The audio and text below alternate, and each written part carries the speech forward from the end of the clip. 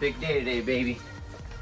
What's up, YouTube? Dylan here with Dylan's Home Espresso Bar, and today we are going to be installing our wooden handles on the Linea Mini. I am extremely excited, so I don't want to bore you. If you guys are new to the channel, make sure to hit that like and subscribe button down below. Is hitting that thumbs up really helps my channel grow, and it allows me to reach more of you guys out there from around the world. So without further ado, let's go ahead and get to the install.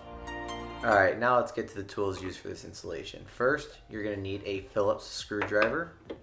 Then, you are also going to need a flathead. You're going to need a needle nose plier. And you are also going to need a 7mm wrench. Alright, so you're just going to first start by unscrewing each of the 4 bolts you see here in the video.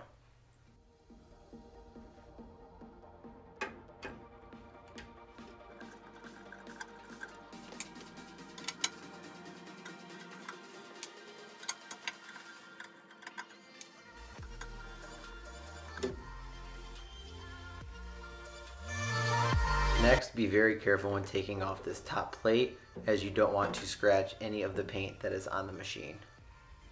Okay, now you're going to remove all 4 of these bolts and washers, but be sure that you do not drop them into the machine, as it will be really tough to get out.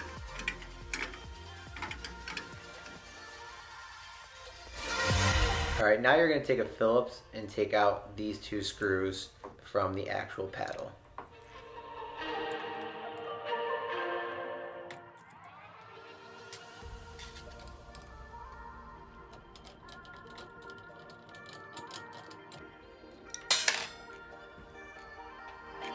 Now gently remove the handle.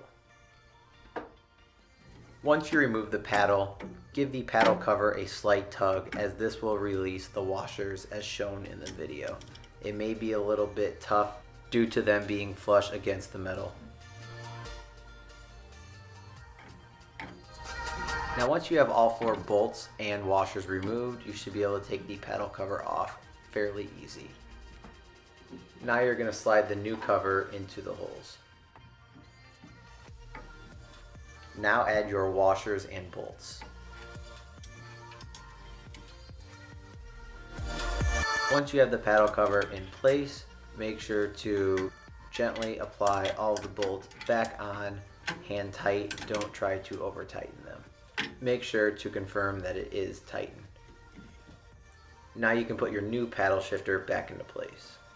Now you can go ahead and replace the 2 screws hand tight. Now we're moving on to the 2 knobs. Make sure to twist this knob in order to release counterclockwise. As you unscrew the cap, you're going to notice that there is a pin inside. You're going to want to take the needle nose pliers and bring those 2 ends together in order to release from the knob. Now you're going to want to grab the top of the pin and pull straight out.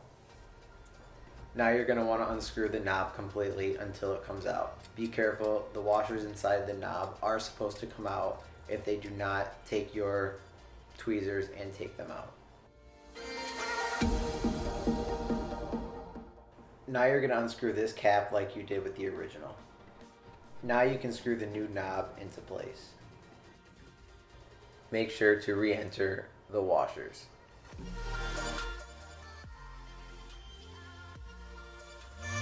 Now simply just re-enter the pin.